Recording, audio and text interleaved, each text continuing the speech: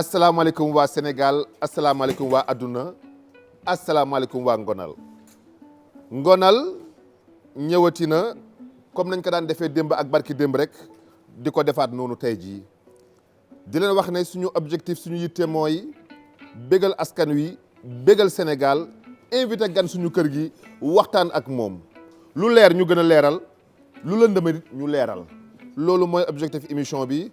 asalaamaaleykum alaaji saa mi nga xam ne mooy sama ndeyjoor saa nga ni maa ngi lay nuyu sama waa ji namoon naa la nag ndax Ngonal lii passé moom daf ma fekkoon wax dëgg yàlla nga nekkoon ci ay bagages ma amoon dëcc waaw sigil ndigaale sigil leen sa wàll yal na sara xam yàgg ci suñuy loxo amiin yaa rabbi waaw yàlla xare ko àjjana amiin ñoo ko bokk yow waaw maa ngi leen di nuyu di nuyu kilifa diine yi maanaam xalif généraux yi di nuyu sama xarit ba sama waa ji sunu waa ji sax laay wax sunu xarit bi sëñ Abdou Karim Mbacke borom Makarimal Axlaa mooy bàyyee awa mooy bàyyee sëñ bi gëj nañ fa dinañ fa ñëw mooy bàyyee awa di nuyu waa Tiwaawoon gama bokk di nuyu waa Touba Njaasaan Canaba Ñaseen di jaale waa Ñaseen xalif bii fi jóge yal nañu yàlla taas ci barkeem Sénégal yàlla na fi yàlla def jàmm mbas mii ñu ne yàlla na nu dëddu amiin yaa rabbi yàlla na doon lu ñuy fàttaliku amiin yaa rabbi ndax nag bëri na mi ngi def ay ravage te ba léegi am na lànk yoo xam ne ni ngi tëj tuddee seen bopp ASC lànk waaye tuddee seen bopp ASC lànk nanguwuñ ci gëm dara waaye yàlla na leen yàlla muccal te muccal ñu amiin yaa rabbi sa jërë ngeen jëf la grande dame Kebs yow defe naa ne da ngay dóor yet wi toujours mbaam mi fu mu ko daan dal sanse bi rafet na toogaay bi jekk na ànd nag personnalité ànd nag dignité déggal li cëm waaw damay def nii yéen rek waaw Cheikh di leen nuyu di kontaan ci bokk ak yéen plateau bi wax naa ko ambiance bi fi am rek jar na ñëw toog ba noppi tam ngeen yaatal ma nekk ay nit ñu baax yow danoo yàgg ak yow tekk ci Sénégal def fi lu ne ba àdduna bi yëpp xam leen yàlla na yàlla yàggal seen taxawaay man daal mbégte laay am maa ngi nuyu ñuy seetaan ñëpp di nuyu ñi nga xam ne ñoo ne ci plateau bi sant si bi rafet dagkan parce que Kebs à chaque fois muy def introduction waaw day wax ma ñëw ngeen yaatal ma ñëw ngeen yaatal ma Kebs ci télé bii ñuy liggéey lay liggéey fi la bokk ci kër gi sax émission bi ñun du sunu émission saa ku mu neex dañ ciy ñëw xam nga télé bi ñooy yor seeni décision waaw affecté la Ngonal affecté la dañ la affecté waaw mais xam nga mënoon nañ maa affecté fii ba pare waaw ma ñëw ngeen ñu lay jëm naan la nii naan la di ma ruubeeg yooyu naan la ruub di la xeelu di la xeeloo nga def yu sew te xam ne man moos yooyu safuma waaye nag maa ngi leen di jaajëfal comme di nga ko waxee rek télé bi ñoo lay affecté ñoo lay xool ne dañ laa yokkal garab voilà ma ñëw nag fekk ngeen def liggéey bu am solo ma ñëw àndandoog yéen rek di nuyu ñi nga xam ne ñooy seetaan di nuyu sama rakk Sumbulu di nuyu alaaji mi nga xam ne bi yoon nekku fi woon ak Saneex mi Saneex Samb nga xam ne moom wax dëgg yàlla Saneexu Sénégal la te sama xarit la moom wax dëgg yàlla li ma naan nii li nga naan de du dara lu dul yore damaa yore sama yëf ñu jël ko xëccoo ko siisu nangu ko naan ko waaw di xoole waaw garaawul yii la ñu baal ñu bañ a wax alaaji góora Cheikh yow alaaji ñu ngi lay nuyu di la ziar sa introduction yi macha allah kontaan ci histoire bi ci histoire fa laay ñëwaat non dama ay diw la may laaj waaw alaaji waaw di nuyu fay dañ di la leen baalu àq dafa naan tabaski ba léegi gisante wuñu waaw di profité di baalu waa Sénégal àq di ñaanal ñëpp jàmm di leen wax ne lépp luñ fi wax loo xamante ni lu dëng la ci ñun la bu jubee si yàlla la ndeysaan nul na parfait yàlla rek amat di ñaanal suñu way jur yi jiitu ndeysaan yàlla yërëm leen amiin yaa rabbi ñi fi des yàlla guddal seen fan amiin yaa rabbi lool amiin yaa rabbi di wax nag bu dëwan na mee ñaaw yàlla na mel na ren loolu nag ñaan googu alaaji man ànduma ci waaw ren kay bu dara mel ni moom bu dëwan na ree ñaaw yàlla na mel na daaw yàlla mel ni daaw 2019 bi neexoon waaw 2019 neexoon na waaw ca laa demoon màq ay waay ndaw Samba amoon nañ ci xaalis bu bëri ay waay ndaw Samba 2020 daal moom tey tous 2020 waneegul bopp ala doo tegal sa tànk comme ni ma tey doo tegee ni sama tànk xam nga fi mu nekk damaa jaaroon fee phosphate ba waaw far jaar ci pënd bi noonu moo tax ngay làq sa man dañ koy suturaal waay ala sa tànk yi weexul sempere buuru ngalam sara xulle bi booy ma xan naan Sumbulu yow lañu wax yow da nga dul nuyoo day dosé donc fa sa xel da ngay dosé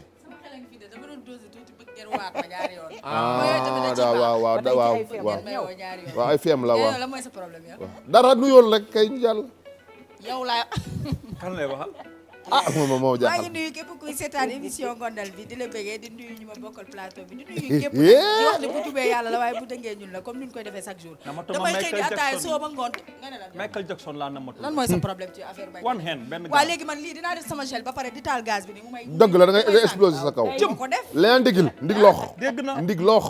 ndig lox mooy dëgg la ci séeréer. ñuy laajte lu tax muy takk benn gars. looloo waral may def benn gant bi waaw léegi nag damay xëy di ataaya soo ba ngoon ñii kenn du ma wax neex na te dañ koy naan ba jeex. saraxule nooy nuyoo saraxule ma ngi nii mare mu sonin ko ndax ak ku ñi xanaa yéen ke ñëpp maa ngi ni xarreme simbulu bàccili yaali galambo nga yere donc gi dan jugo Bata Balla Gaye mu am signature de contrat taxu yere émission kenn xoogee be ga ngonnal doo wax ne maa doo wax ginnaaw yàlla maa ngi nuyu samay waajur doo wax loolu nuyoo mbër baax a baax waaw julli ci yonent bi maa ngi sant sama ñaari waajur waaw goro mbër ñi ma jàppale ci combat goro mbër nga war ngaa mën a nuyoo noonu goro mbër nga Baro fi ñu ko jàpp tey neex na alaaji waaw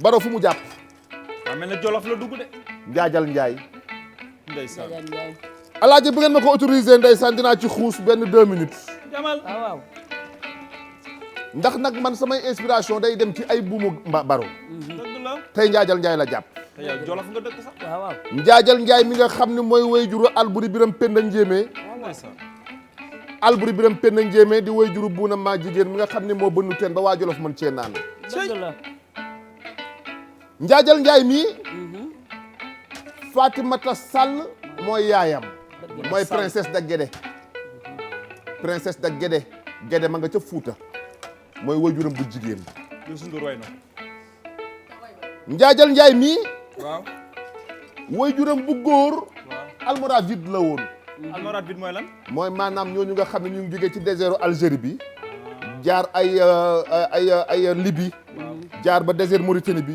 Polisario bi wàcc dugg ay empire du Ghana dugg ay Dahomey mooy Bénin léegi moo nekkoon Dahomey dugg Haute-Volta mooy Burkina Faso tey wàcc Sénégal mooy les almoravides ala Njaay mi daa dugg waajuram almoravide la maanaam naar la ñu ngi ko doon wax Aboubacar Bun Omar waajuru Njaajal Njaay dégg naa dëgg tey alaaji waaw xam nga lu muy wane histoire u Njaajal Njaay mii waaw day wane ne Sénégal amul olof amul Haalpulaar amul séeréer amul joolaa ñun ñëpp bokk ndey ñoo bokk baay xam nga lu tax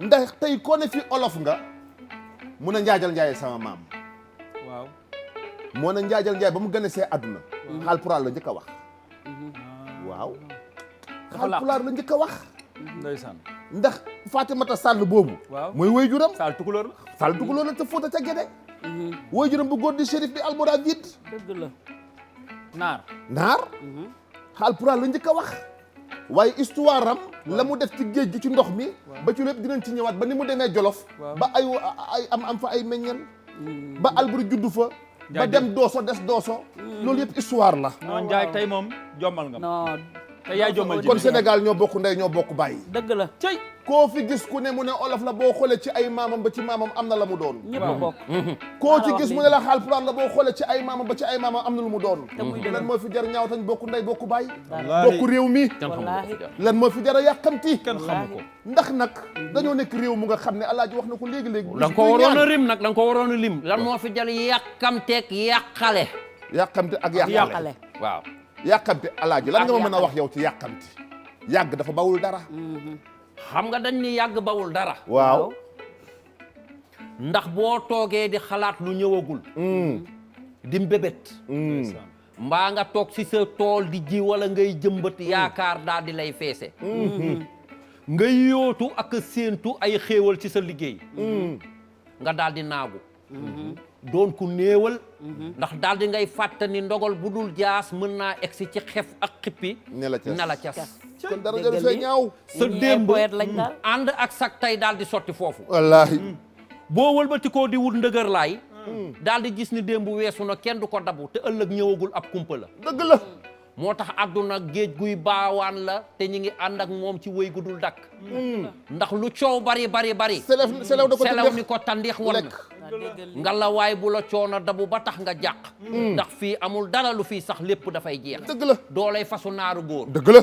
taaru jonga ma ju rafet ñoom keps lépp dafay ruus wallaahi xam nga lu fiy jeex jëf ju rafet sell ne wurus boo dëddoo mu jolli ca sa gannaaw te foo dem mu jiitu la fa toog di la xaar nañ ko jox lii jar naa tàccu nag ñun daal loolu waaw ndeysaan non kon gan gi ma andi tey saa li ñu may tey toj nga fi tey attention lii lan la ni kon yow gan gi ma andi tey loxo yi waaw li lu mu doon député yi di ñëw moom foog nga def candidat Njaay boo nekkul député wala maire de Thiès ma xaaj ci damay xaru Idrissa Seck waaw neexul a xoolal li yow. xeexal de ah Idrissa Seck neexul a xeexal de caravane Idrissa da nga ko assorti cravate bi laa boole ca suuf cum jumoo de dangaa tas yaakaar def bu la seel def ceinture bi bokkul ak daal dangaa tas yaakaar ceinture jaguar nga tax cravate bi moo nga booleeg dàll yi gan gi ma andi tey Njaay lii lan la nii koo indi tey Njaay mbaa simis bi du xotte Baro xam nga yaa ngi woon ci Njaajal Njaay yaa ngi dóor xam nga yaa ngi woon ci Njaajal Njaay yóbbu ma Kajoor yóbbu ñu suñu dëkk ndax Jóob la sant gan gi alaaji mi laaj na la lu am solo nee na mbaa bu simis bi xottee koo doo tiit gan gi ma andi tey sëtu Lat Joor nga ne laatul Jóob la ku li joor koo Jóob indi tey Lat Joor Jóob ku li joor Jóob Faat Fatim Ñey calaw Samba Yaasin gis jàmm Koddu Fall ak Bargee Jóob Jogomaay waaw waaw le moi non offense pas les princes de te it l'azur maamam Lat Joor moo daan capitaine Laurent Eh daan waay. sauvé daan demal ma jóge kon gol gol waaw Ah, jaala sauvé. ba jaala Jóob ñaani Ñaani bañ bañ na na. non sauvé moom foog ñu lijjanti ko waaw ndax sauvé nag waaw baax na fu ñu ko jàpp neex na ma waaw waaw gan gi doon na maamam ci jom dëgg la koo indi tey Cheikh gan gi doon na maamam ci fulla ndeysaan Samba Biége doon na maamam ci ngor yee muy ku nga xam ne Sénégal rek ko ñor yee réew mu jóge ci réew mi dem jàngi bitim réew andi ay diplôme am servir waa Sénégal yee kon joojo yee kooku mooy waaw. Moussa Diop fu ma mi nga xam ne mooy directeur Dakar Dem Dikk nekkal fi askan wi Yeah. Jóoba Jubba dalal ak jàmm ci kër gi waaw yo ay aywa yee réew la Diop. joor désaltéré de Bab de Lion et darde de soleil de midi waaw waaw Diop dalal ak jàmm nga ne la joor de stade de Bab de Lion la biche ne provoque pas le crocodile dans le marigot. kon yee waaw le moi on n'offense pas les princes de l'azur waaw Njaay Diop indi nga gan yëg nga ni ndeysaan kontaan nañu ndax nag sagal nga nu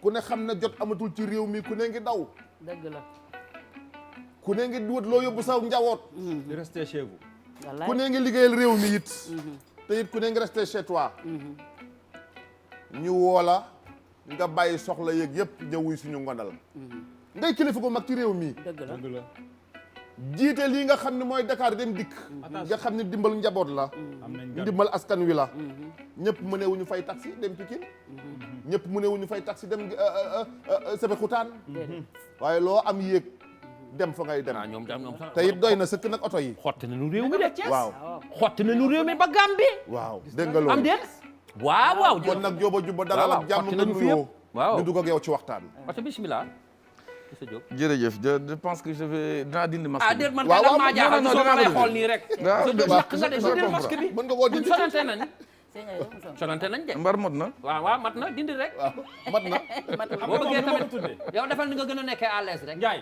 waaw non mën nga yaa nga ci waaw Njaay xam nga nu ma ko tuddee man 5D 5D mooy lan Diop DG Dakar Dem Dikk waaw waaw ah Diop DG Dakar Dem Dikk Dakar waaw Dem les Dikk. 5D ngi noonu les 5D ate bismillah monsieur Diop Diop dalal ak jàmm nuyoo ça fait 4 mois ñeenti weer. ndeysaan je pense que sénégalais yi gisuñu sama kanam waaw dëgg la ndax lii ndeysaan ah am nañ lu rëy nga xam ne d'abord di leen nuyu yéen ñëpp waaye nañ la fay nañ la Diop di leen remercier di leen gis de loin rek tout le temps ndeysaan ndeysaan ngeen di nekk des porteurs de voix et surtout beaucoup de choses dans ce pays.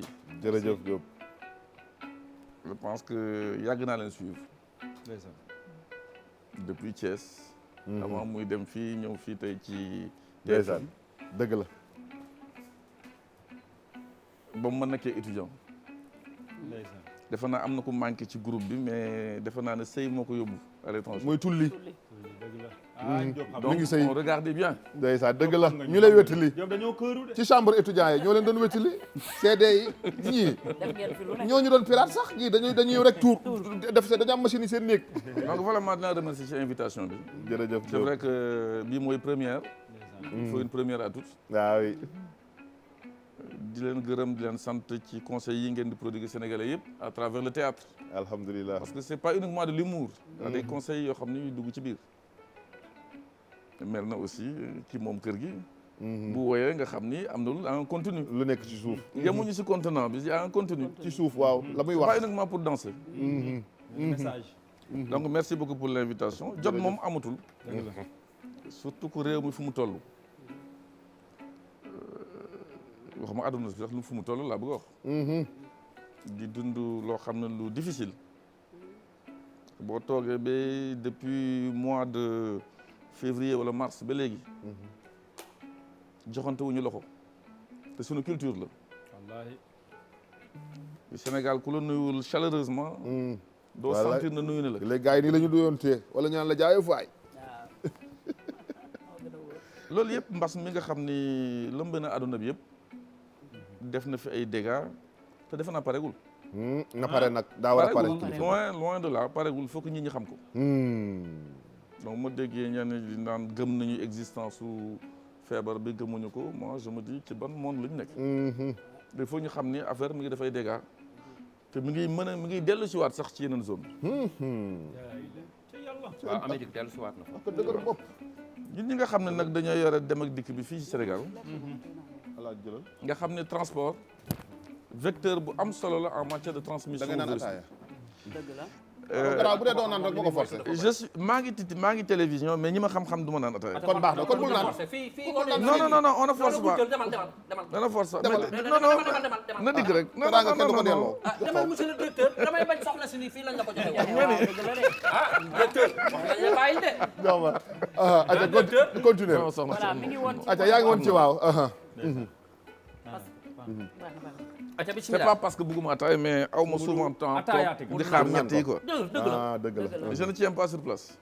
ok dëgg la amoo jot gi sax. bismillah. mais merci beaucoup pour l'invitation. jërëjëf kilifa gi. donc c'est avec plaisir que je suis là aujourd'hui. merci beaucoup di nuyu sénégalais yëpp. di nuyu sénégalais yëpp. ñëpp ñoo bokk ndey ñoo bokk baay. ndeysaan. voilà. di profiter de l'occasion di naan un coucou au Podorois. il est de Podor donc c'est normal. je suis né à Podor effectivement. ah dana pulaar. bi de xaala pulaar na fi. alhamdulilah.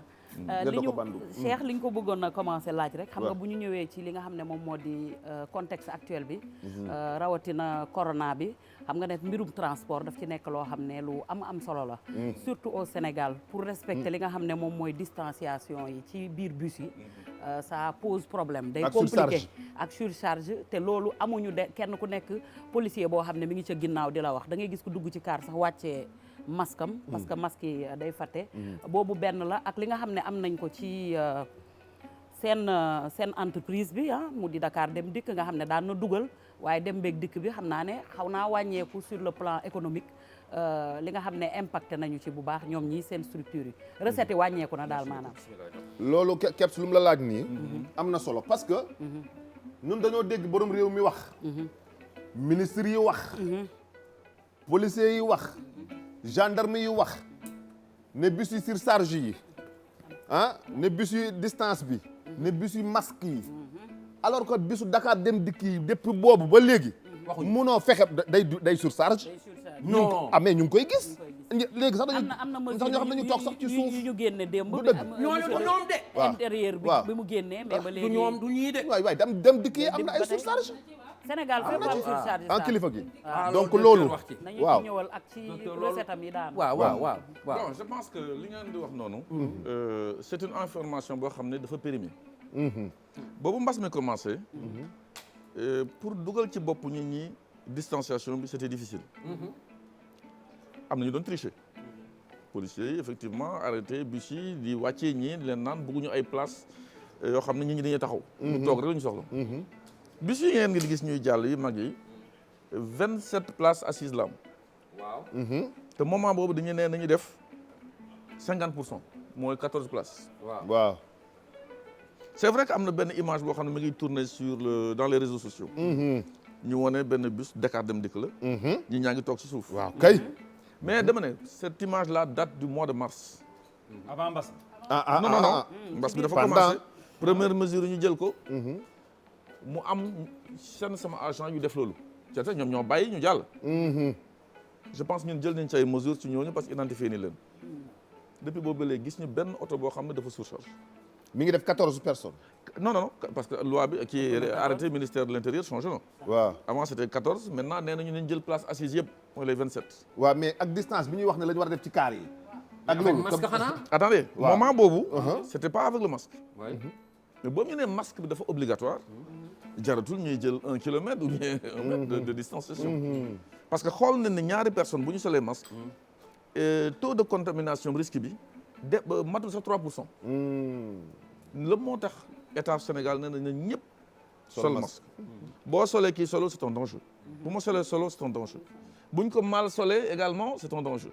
mooy le président lu wax keroog rek parce que bu ñu dégloo lu mu wax nee na il faut porter correctement le masque parce que y a beaucoup de gens yoo xam ne cache-barbe la.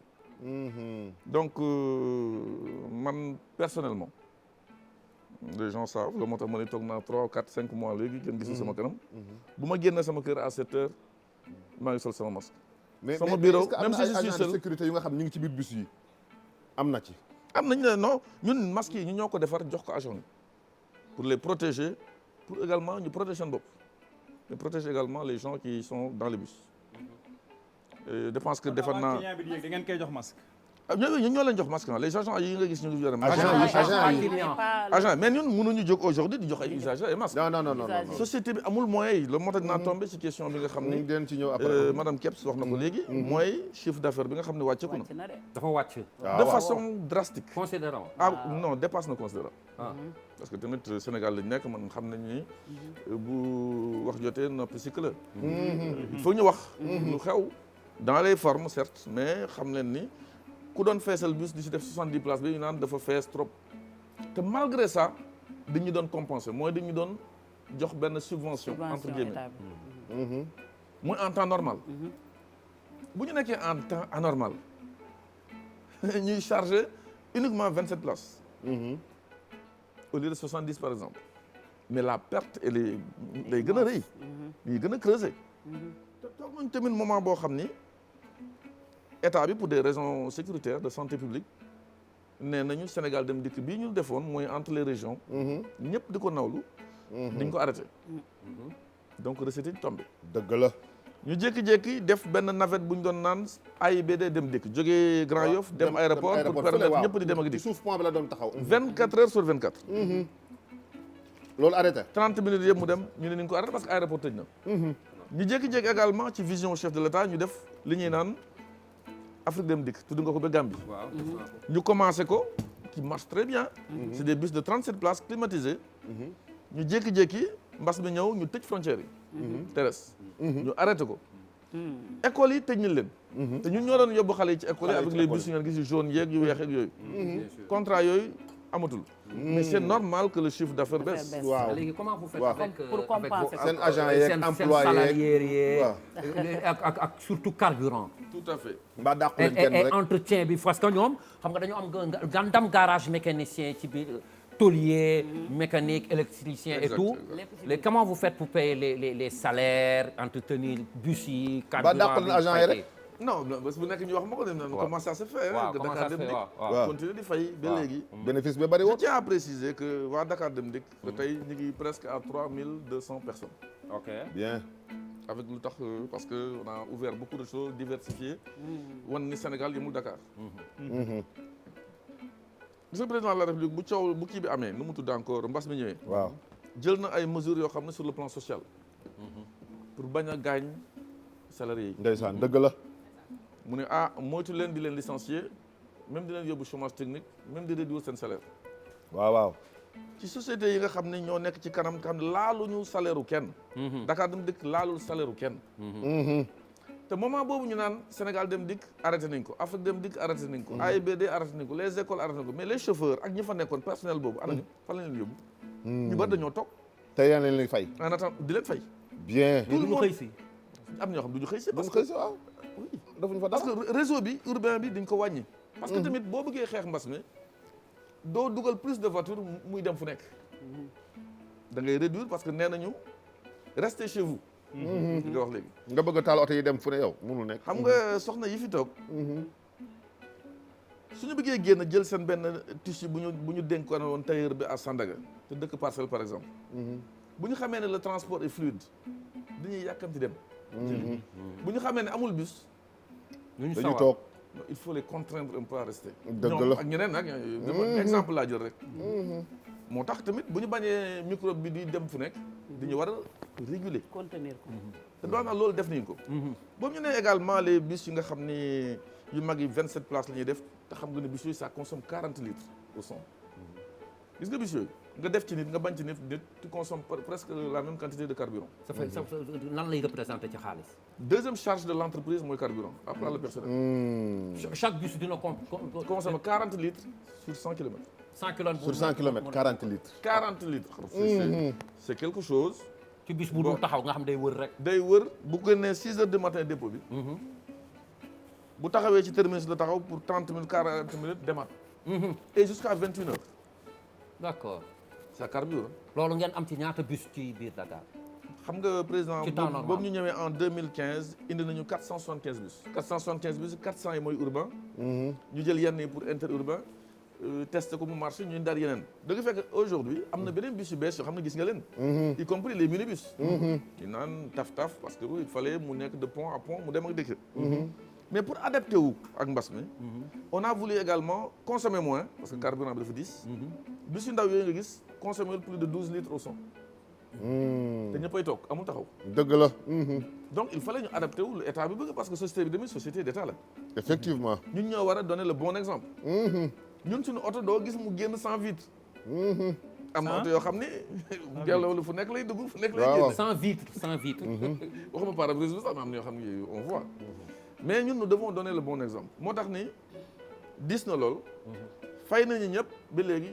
seen avance tabaski mu mujj seen salaire. mais état génne woon na benn budget aussi jox leen dimbale leen comme ni muy dimbalee. effectivement waaw subventionné na mais état bi dafa joxe lu mu am. c'est pas loolu la ñu subir ñun. loolu lu ñu am jox la leen lii laa am. ça ne veut pas dire que lii nga subir li ñu subir c'est plus que ça. moo tax nag je profite de l'occasion également di nuyu sama ministre de tutelle maître Oumar Youm. nga xam ne moom le président de la République dégg. maître Oumar Youm mooy suñu xarit la. suñu xarit ku baax la. dem ak dikk bi ku fonk liggéeyam. voilà sur le transport terrestre moom moo ko yor. mooy sama autorité tutelle. lu may wax ni xam na lépp démb sax ñu ngi jokkoo sur des dossiers. xam naa ne mi ngi ciy def lu mu war a def président jox na ko budget jël na ci jox ñu. pour ñu calmer fournisseurs yi parce que fournisseurs yi tamit. dañu am seen ay marché ñëw fournir des choses boo leen fayul. ñu am problème ñoom ak seen banque. wallaahi. ñu bëri c'est compliqué mooy gendarmerie jël si leen. waaw loolu on sait les réalités au Sénégal. donc il fallait ñu kii leen tuuti calmer leen tuuti ñu jox leen également carburant également pareil. ak d'autres am na benn coow boo xam ne dégg ngeen ko temps yi mooy l'histoire du péage ak Dem Dikk. péage bi tamit damay profiter de l'occasion lancer un appel vraiment à l'État. parce que ñun service public boo xam ne bu ñuy def suñu tarif ñu ngi ko arrêté depuis 1998 kenn yokk ko ba léegi Dem Dikk. moment boobu carburant mi ngi doon jar 325 francs le litre le gazole. te léegi yokku na et le tarif était à 150 francs. tey ñu ngi à 655. teewul ba tey yéen a ngi fi ngeen ñëw ba tey yokku maa ngi 150. waaw. service public la nag. y a problème. donc bu nekkee service public aussi bu ñu nekkee service public di madame Thiam. moom état la. état la voilà non état la mais dañu ne luy jar ñetti dërëm jaayee leen ko dërëm. lu des li ñu ñoo leen koy rembourser. moo tax ma defoon entre guillemets ci compensation. c'est une rétribution di la koy delloo remboursement la. ay aftu yi ñoom dañuy def seen tarif normal. moo tax ñun jot compensation. mais ñun dañu ne luy jar ñetti dërëm jaayee leen ko dërëm 2 francs yi des yi. ñun ñoo leen koy delloo. waaw. mais à la condition que mu ñëw aussi à temps. waaw. parce que tamit gérer pour mu mën a compenser la. mën a compenser parce que da ngay génne. carburant da ngay fay. frais de mission yi. salaire yi. yenn locaux yi dañu ko loué. des choses comme ça donc pour toutes ces raisons société bi xam naa ne. am na daal ay kii mais métti na. d'accord nañu léegi Kebs waaw xam nga man fu ma bëgg ñu dugg. waaw ñëwal demal Cheikh demal ci li fi xew. waaw li tax sax li gën a yokk sax tax ñu andi ko. waaw. waaw. mooy dafa nekk en kii. dafa nekk en procès bi la ñu bëgg mu dugg ci procès bu muy nekk. waaw moom Barthélémy Dias parce que waaw. Barthélémy nee na doo avocat doo dara tekki woo dara jàngoo te man Barthélémy nit ku ko xam. xam ne nit ku dëggu la. ku ko xam nit xam ni waxkatu dëgg la.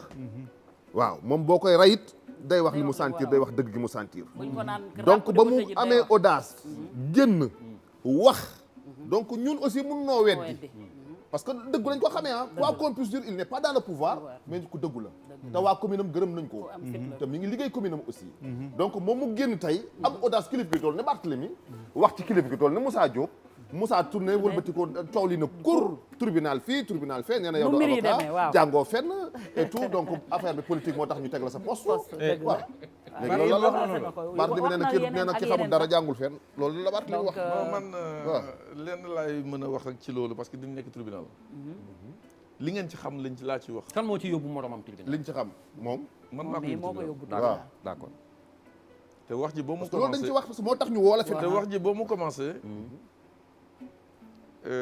dafa ne woon sañu ma ko yóbbu tribunal moom loolu la waxoon ah oui c'est clair il l'a dit ci seen chaîne TFM est-ce que du loolu la bëgg tamit non déglu ma rek parce que dëkk bi tamit dañu nekk dëkk boo xam ne il faut qu'on se respecte on n'est pas obligé de s'aimer mais ni ñu respectante si pays civilisé lañu nekk vraiment état de droit munoo fajal sa bopp bu ñu la tooñee da ngeen dem fu ñu mbaxane nekkee benn ñu àtte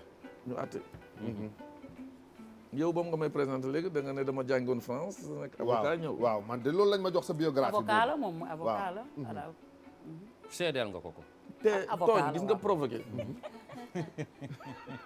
waaw damay laaj rek c'est maître Moussa Diop la ko waaw damay laaj rek man weddiwu ma de moom dinañu wax ma ne waaw provoqué weesuwul rôle d'avocat amoo niveau BFM sa BFM wóorul nga toog ci télé bi parce que sa lamine moo dafa tax Diop fi mu dugg garaaw na dégg ngeen nañ ko moo tax nañ ko déglu ba Diop dem déglul rek Diop yara nañu déglu boo dégloo kenn waxul ñu ngi ci yow dégg nga nekk di wax loo xam ne maîtriser wu ko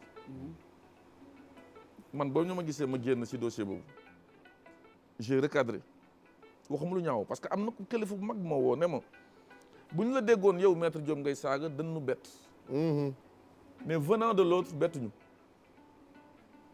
Sénégal li ñu nekk de li may wax xam ngeen ko parce que koo xam ne il est coutumier des faits mais c'est vrai que maintenant il est tombé sur un os selon certains. daal laalaake waaw oui. vas-y ñu ngi ci yow rek yow rek la ñu dégg. bu jógee ne man du ma avocat man lenn rek moo gi c'est seen chaîne TFM moo ma woo le lendemain bu mu passé ne ma am na ko fi ñëw démb ne bon doo avocat xaw ma lan nekkuma foofu di naan je suis moom daf ma ne il ne l'est pas. man du ma nekk foofu naan je suis. da ngaa indi ay kayit. dama indi kayit texte ba entre guillemets ça a choqué certains dafa dama ñëwoon di vanté wu. journaliste dafa mujj ne doy na c'est que ma ne ko non xaaral ma yokkal la mais tout le monde a vu ça au Sénégal dans le monde. mën nga ñoo defal tuuti sa biographie tuuti rek. ci loolu ngay voilà loolu këyit ñëwul. waaw comme que këyit ñëwul. waaw mooy ma. waaw dinañ ci ñëw dinañ ñëw coow dinañ ñëw ci coow loolu après. dinañ ci ñëw dama ne rek xam nga nit boo nekkee ci yenn logique yi di liggéey. parce que li waral coow li beneen débat la. il faut nga toog. di maîtriser loo xam ne di wax loo xam ne da nga ko maîtriser. moo tax ma ne la ndax mën nga réfléchir xelu ñenn ñi ci sa biographie. fii ci ngonal nga may ñu ko ñun. non mais loolu dafa may yomb. dafa yomb ñu bëri aussi parce que ñu ma xam. man Podor laa juddoo en 1968. Podor waaw. je suis de père bambara et de mère soninké. et né à Podor. le milieu faisant l'homme. wallaay mooy suñu introduction rek. léegi voilà gis naa la nga dem Guédé ak yooyu. wallaahi. ba ma fa juddoo également dañ maa delloo si Dakar tout de suite parce que mère bi dafa accouché rek ñu delloo si ma Dakar mes parents sont là mes frères et sœurs ñëpp fii lañ juddoo fii à Amitié 3. ndeysaan. sama papa ngi fii Amitié 3 sama yaay ngi fii. bien mes frères et sœurs sont là. yàlla nañu gudd fan. ba ma amee 6 ans ñu delloo ma auprès de la grand-mère. Podor. nga ressourcé la grand-mère était seule. moom moo jur sama papa. ma nekk ak moom dugg école di jàng foofu nag moom collège moo fa yemoon 3e la yem. première promotion bu BFM waxuma la DFM BFM. ñun ñoo ko am ñun ñoo ko def. je pense que c'était en 1985 si je me trompe pas. ba mu amee sama BFM li ñu ma orienté à Saint-Louis. fa laa defee seconde première terminale. au lieu ma def ko 3 ans je l'ai fait en 4 ans. pourquoi? parce qu'il y a eu une année blanche en 88. 88 ouais. que tout le monde a subi. ma am fa sama bac ñu indi ma université orienté ma université de Dakar en anglais. Parce que je me débrouillais très bien en anglais. Mais j'ai pas voulu faire l'anglais. xeex naa pendant 2 ou 3 mois daw ma faculté bi mujj am réorientation en droit loolu laa bëggoon. droit. ba ma ko amee également ma def am fa dëgg. Je me rappelle sur une promotion boobu en 2e année avec un professeur qu'on appelait Faye en droit pénal. gisatuma ko depuis boobu ba léegi. yàlla def ma jàll au mois de juin. nous étions 35 sur 1000 et quelques. ma jógee foofu def concours ci vacances yi. à la Sorbonne pour dugg Sorbonne concours. Sorbonne Paris. Sorbonne foofu Sorbonne. Paris convaincre naa sama papa pour mu bàyyi ma dem. foofu ndaanaan yaa fay dem de. ça n'a pas été facile. parents yi bàyyi la nga dem moment boobu tout seul. yaay nekku fa papa nekku fa. donc ba ma demee def concours wàcc à l'hôtel j'ai fait 6 jours par sama concours dellu si xaar résultat. pour jot ko ça a duré 2 mois. résultat yi ñëw je me souviens ci benn aljuma la sama sœur dajeeg man maa ngi jógee mosquée bi dellu si tëb sama ko ma ne ko lan la mu ne ma on a appelé de Paris. félicitations. c'est comme ça que laa defaree samay bagages avec retard set egg Paris au mois de novembre. au lieu de septembre. muy neige à 15 heures mu guddi. xamoo ko loolu. xaw ma loolu. ngay jàng droit. donc oui. ngay jàng droit. non je vous dis ku dem Paris xam ne loolu ça te perturbe. ah oui. 15 heures il fait nuit. à 4h30 du matin fu ma dëkkoon c'était vers l'aéroport Charles de Gaulle. Tremblay en France pour ñu ko xam wetu Aulnay-sous-Bois. 4h du matin ngay jóg 5h jël RER ñëw Luxembourg mooy fi nga xam ni mooy le Paris 5e le quartier latin fa la Sorbonne nekk Panthéon. boobu ma defee également samay jàng foofu yëpp depuis licence laa fa dugg donc. def une maîtrise en droit des affaires international def également une 2e maîtrise en fiscalité. def 3e cycle en DSS en droit des affaires et fiscalité. laa def sama concours d'entrée au barreau. en tant qu'avocat. à l'Institut d'études judiciaires de Paris. loolu yëpp teg naa ko taal bi keroog du maa doon lire ah c'était. non Maaw dina dugal yooyu yëpp këyit yooyu yëpp Maaw dina la ko insérer. vous voyez. j'ai été reçu. Barthélémy jaawale ko. Barthélémy non après Barthélémy dina ñëw wax Barthélémy lu mu wax am na fu mu ko teg. Barthélémy noonu ma koy gisee. lu mu wax xam na ko. dina ñëw xam nga am fit waaw am fit. mais c'est bon. boobu ma defee concours bi donc j'ai fait 2 ans école de formation du barreau. rue de Charenton pour être plus précis dans le 11e arrondissement. Paris yëpp dañuy am benn école de formation du barreau fa la nekk. non leer na xam nga buñ fi nar a jógee te lu ñu war a daa bëri. boobu ma defee ba pare. waaw donc nga pare sa stage 2 ans. dem inscrire au grand tableau. un avocat pour mu plaider il faut que mu nekk mu daan inscrire au tableau. ah donc nga plaider foofu France. kan nga mës a plaider. barreau de Paris la lay wax nii di. waaw Paris. waaw ngay plaider foofu. man Sénégal yëpp xam nañ ma. nga sol robe di plaider foofu Paris. keroog boobu ma ñëwee TFM. foofu la génnee seen waaw barreau de dama Paris ne la. keroog boobu ma ñëwee TFM. waaw. ci kàngaama yi fa toogoon foofu. am na koo xam ne boobu mu ñëwee Paris am problème maa ko réglé. di. j'ai eu tout le monde tout le staff de TFM. da nga am cabinet foofu Paris. 91 boulevard Bessières dans le 17e. sa cabinet nga foofu porte de Clichy. Clichy. porte de Clichy pas Clichy Clichy. porte de Clichy 92 la nekk. waaw. porte de Clichy 17e la nekk. mooy fi ñu jaay yére li ñuy naan périph moo am na marché. ceinturé Paris lépp lu nekk ci ginnaaw banlieue la. d'accord léegi leer na ne avocat leer na de. mais coow li lu ko waral. waaw lu Soumboulou laaj est-ce que mën na ñëwaat lu waral loolu parce que problème de terrain la. mais est-ce que leer na li ma leen wax. non li nga wax leer na nañ ñu ne avocat nga léegi moom. nag foog nga ñëwaat ci les waaw faits. waaw parce que problème mu gars yi lu leen naqari kii ay problème de terrain la yu nga xam ni moom waa APR la jaay terrain foofu pour ñu tabax fa seen siège 1 milliard la déclaré et tout ñoom Barthélémy gisuñu 1 milliard syndicat bi gisuñu 1 milliard coow li siège baa nga fa. siège baa nga fa bon te Barthélémy mooy maire zone boobu Ndax am na ak war na am banque waaw wala dara. waaw kay ah bu ngeen jógee. waaw. ngeen gis un avocat qui est à Paris. waaw ngeen laaj ko carte professionnelle am lu mu mel. voilà la carte professionnelle barki d'un Cheikh avocat. Abdou Karim laa la wax borom Ndindi gëm nañ ne avocat nga ñun Dëgg ñun la. kay xam nañ ko ñun kay xam nañ ko ñun gëm nañ ko moom kay ci barreau de fee yi Paris la ñu Moussa bokk Diop. ñëw léegi. li waral coow barreau de Waaw. Paris Moussa Diop avocat à la cour leer na nañ. waay tim avocat léegi na ñëw ci les faits. am na médecin bu toogoon fii naan médecin la du médecin. waaw looloo tax waaw looloo ñu wane tiital. carte daa xew de dañuy wane carte yi. boobu moom leer na. looloo ñu tiital. léegi ñëwal ci les faits nag lan moo waral coow li. waaw li waral coow li lu mu. waaw coow loolu moom lu mu. waaw coowul suuf la sax. terrain bi nga jaay 1 milliard. coowul suuf la. waaw kii am na terrain 1 milliard bu mu jaay. moom lañ def siège u kii bi. waaw du foofu la ci seen côté boobu la. waaw coow li fa la commencé effectivement. ba mu ñemee ñëw di frotté wu à moi. mën na toog ci littoral bi rek di wax ay waxam. Barth dara lu la nag. non non déglu ma rek. xam nga am na courage. waaw lu ñu naan courage ak témérité. waaw dëgër fit.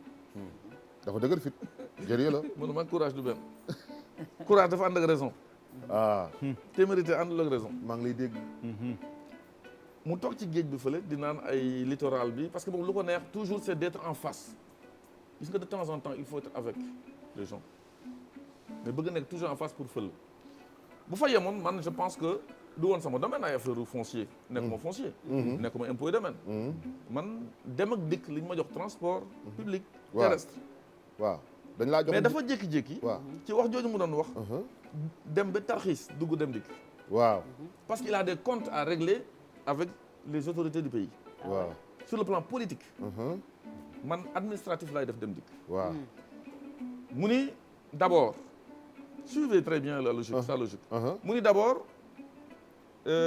Dakar dem dikk amul acte notarié mooy vente bi am entre Dakar dem dikk amul acte notarié ban notaire devant quel notaire. waaw. j'ai sorti les preuves les actes notariés. à la télé en direct. mais benn rek danguma la damay laaj tuuti rek Dakar dem dikk bi fi nga jaay siège bi ci commune kii la nekk. Barthélemy bien sûr voilà continuer léegi. c'est le maire continuer c'est le maire loolu moom moom gis nga. continuer léegi lu ko yàlla jox loolu benn kii la woon rek. waaw dëgg lu ko yàlla jox. lu ko yàlla jox il faut lui l'accepter. ñëwal léegi ñëwal. c'est lui le maire. ñëwal léegi waaw. dinaa ñëw ci amoon na acte notaire mais donc acte notarié. dafa ne ban notaire ça n'a pas été fait. ma génne acte notarié mu noppi woo tontu ci. mu ni 500 millions lañu jaayee terrain bi. di nga ko bradé. or ce terrain a été expertisé par un expert assermenté. fixé prix boobu la ñu appliqué. mooy 1 milliard. ma génne deuxième élément montrant que du waxul dëgg. pour ne pas dire qu'il ment. génne le prix 1 milliard. c'est un acte notarié donc notaire il est assermenté. mu noppi waxatul ci loolu. mu ni bon les états financiers ne font pas ressortir. vente bi. parce que yeneen ñëw na brandir ay documents. xam nga brandir ak nu mu tudd encore produire des papiers du benn. taxaw télé rek ne gis ngeen bii état financier 2017 xool naa ko gisuma ci trace session boobu. est-ce que gis ngeen mu ubbi ko ci kanamu ñu wala jox ko comme man ni ma joxee aram mu liiral boppam. jamais mu jël teg. 2018 gisuñu si benn trace session terrain yi. teg jël beneen 2019 teg or ñett kayit yi mu yore woon yëpp benn ci ñoom du état financier ça s'appelle le rapport d'exécution du budget. ci rapport d'exécution du budget gis nga loo jàngul doo ko tari. rapport d'exécution du budget comptable yi ñu ngi may déglu les commissaires de compte ñu ngi may déglu ci Sénégal yëpp doo ci gis trace gestion foncière. c'est dans les états financiers li nga koy trouver mais ñëw yëkkati des rapports d'exécution du budget ne ma état financier yaa ngi nii mais tey nga jox ko ñu lire ko d'ailleurs loolu moo tax tey ce matin ma convoqué au tribunal pour mu indi kayit ñu teg les juges sont là. ça di wax ay wax yoo xam ne amul keroog ba ma ñëwee si aram j'ai sorti les vrais états financiers. jox ko ne ko man du ma ko liiral mi nga ànd ak Binta Diallo ñu lire ne effectivement les sessions sont là chaque terrain retracé kooku ça engagerait la responsabilité ki ñuy naan le commissaire de compte bu assermenté. mais moom moo war a joxe droit de construction et tout moom en tant que maire foofu moom n'est-ce pas. voilà ñu ngi ci. oui ou non waaw non ñu ngi ci oui ou non y a eu vente ou pas. waaw. ay permis de construction. mais y a eu vente. y a eu vente dans les. yow yaa ko jaay 1 milliard. dama ne c'est la société qui l'a vendu. dem dikk. xam nga dem dikk. loolu tamit il a fait l'erreur. chaque fois su ma ko tontee day daw ci leneen lay wax. ñëwal dem dikk waaw. dem dikk société anonyme la. c'est pas comme hôpital principal parce que c'est lui qui a parlé de l'hôpital principal. mooy établissement public. waaw qui société anonyme la à participation publique majoritaire. ay statut la am au tribunal du commerce. au greffe.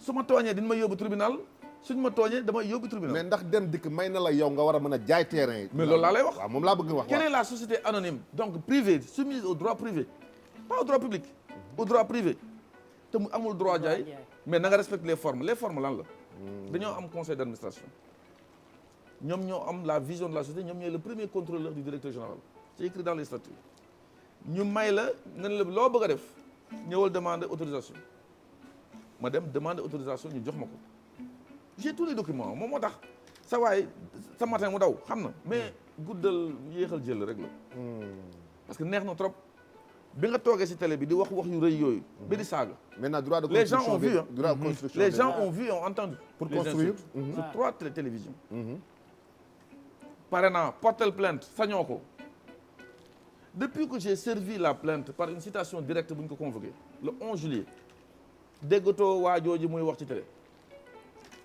te pourtant une grande langue xëy na mbir mi dafa nekk ci yoon moom non non non kenn waru ci wax ça s'appelle une citation anesthésiante mooy lan ci droit loolu lu mu tekki ci droit loolu lu mu tekki ci droit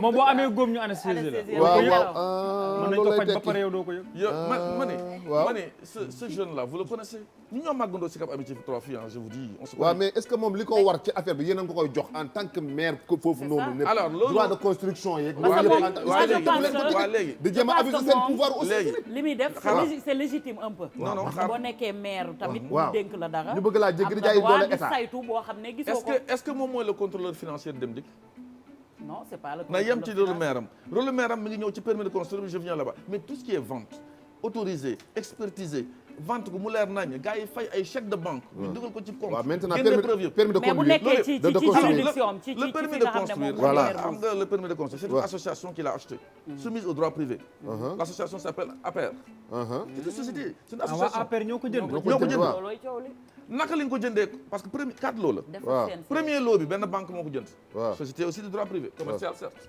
waaw deuxième lot bi ambassade de Chine waaw troisième lot bi APR beneen bi ñun ñoo ciy def suñu waaw léegi ça mais loolu nga yaakaar ne tey réew mi réew mi ngeen ko jaay waaw yéen réew mi wala Talla Sylla wala Talla kii wala Sonko bu ñëwoon wala ñoom bu ñëwoon bëggoon am na beneen banque ndax di ngeen ko jaay am na beneen deuxième yeneen parti loolu dafa bëri sax loolu ku ñëwoon man mii nga xam ne man maay jaay man maa koy signé waaw c'est pas le président de la République qui signe ça ah bu doon Idrissa Seck moo soxla wala Sonko di nga ko jaay foofu kuy ñëw di def le prix remplir les conditions on te vend je vais te donner l'exemple le plus simple am na keneen ku soxla woon mu ñëw ba parce que l'on a vendu à 500 000 francs le mètre carré am na ku ñëw ba 450 000 francs le mètre carré mënutu ko woon kii mun day abandonné ngay seet boobu xaalis rek ñi fa ñëw yëpp ils ont payé le juste prix APR dañoo bëri doole dama ne expertisé gis nga il faut féliciter l'APR quelque part man je suis pas de l'APR je suis AG Jotna j'ai un parti politique bi gis nga Sénégal dañuy waxante dëgg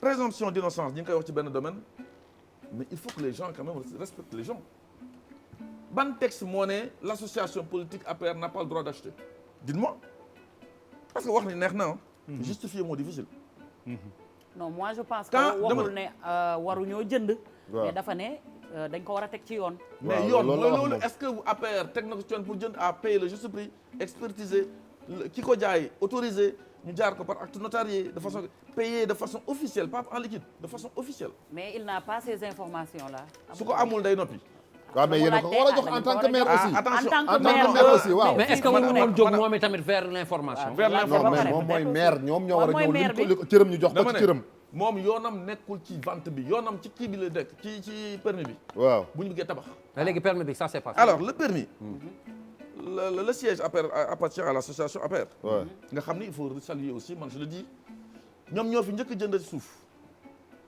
ci Sénégal en tant que parti politique au pouvoir ñeneen ñëpp ñu doon dagg ci domaine public bi jënd fu leen neex waaw dama leen wax la dëgg fi ñu fi nekkoon depuis indépendance mais nga jënd comme ñëpp jënd comme ma Samba comme ma Demba prix bu Samba fay moom nga fay loolu d'abord c'est acte à saluer man j'ai dit je ne vendrai jamais un terrain à l'APR te fay ñu le juste prix président de la République mu may dégg ragaluma loolu ils ont acheté comme tout le monde bu ñu jëndoon mal laa ñu coow te dañoo jënd comme ñëpp et pour la première fois boobu ñu ko jëndee ñu defar seen permis de construire ñoom ñooy defar seen permis de construire kan lañ fan lañ ko war a déposer l'acte 3 de la décentralisation dafa ne ci article 128 ba 135 c'est le maire qui est compétent de la localité pour délivrer buñ la joxee demande boo toogee 30 jours tontuwoo lu loi bi prévoir loolu mooy ne ni nga ko teg ci yoon loolu lan la loi bi prévoir que c'est accepté ah moom ba mu génne lu mu wax jox nañ ma ko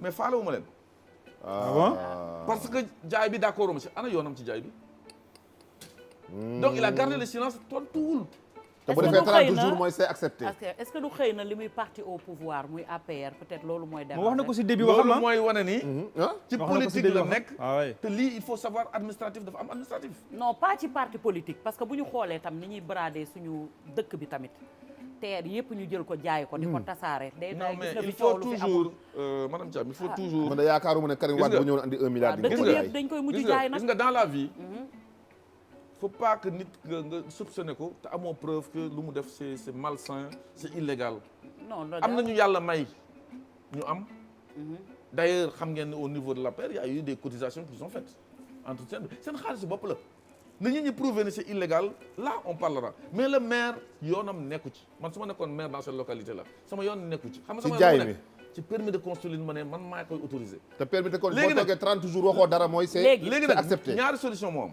en matière de permis de construire buñ la ko joxee tu as 30 jours pour répondre tu peux rejeter waaw boobu moom pourquoi il l'a pas rejeté expressément boobu moom waaw c'est dafa juum foofu kon bu ko rejeté woon expressément après loolu dañuy la def dafa recours bu dee loolu la dafa bu dee juum loolu la dafa juum kon dañuy def recours mais rejeté wu ko dafa ne tontuwuma leen il a gardé le silence boo demee aujourd'hui je pense c'est R217 bu code de l'urbanisme bu ñu ko fa déposé bon mu garde le silence bu ñu ko fa déposé 30 jours c'est bon le silence vaut acceptation et quand j'ai sorti les textes là c'était au TFM en direct déggatoo ko ba léegi dinañ ko dégg loolu moo tax ma ne la dinañ ko dégg Barthélémy dina fi ñëw rek dina wax léegi non mercredi bi di ñëw sax Barthélémy ñëw ban gis-gis nga am tey ji boo gisee coow yi nga xam ne moom moo fi jot a juddu muy ci neng leer ak ci yeneen yeeg yeneen yi nga xam ne jot na fee am yëpp en matière de suuf ak li nga xam ne moom moo jur comme ni ngay wax bu yemoon ci littoral bi rek doo ci wax ban gis-gis nga ci am yow bon man balaa may dugg ci question boobu dama bëgg a résumer lii ma wax nii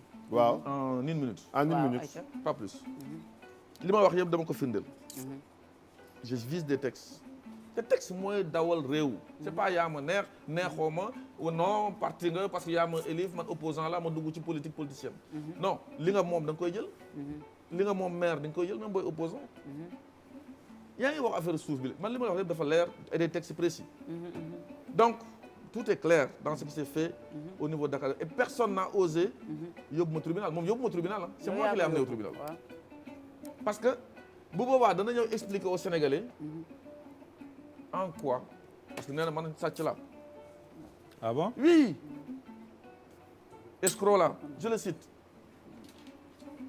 cing ah cing mu ni cing escroc la cing dama détourné 1 milliard waaw mais loolu boo ko waxee moom loolu la wax exactement. exactement je le cite il faut apporter les preuves de bu ko waxee ci télé en direct waaw da nga am njaboot. chez vous am njaboot man sama taaw à 17 ans ndeysaan quand même metti na.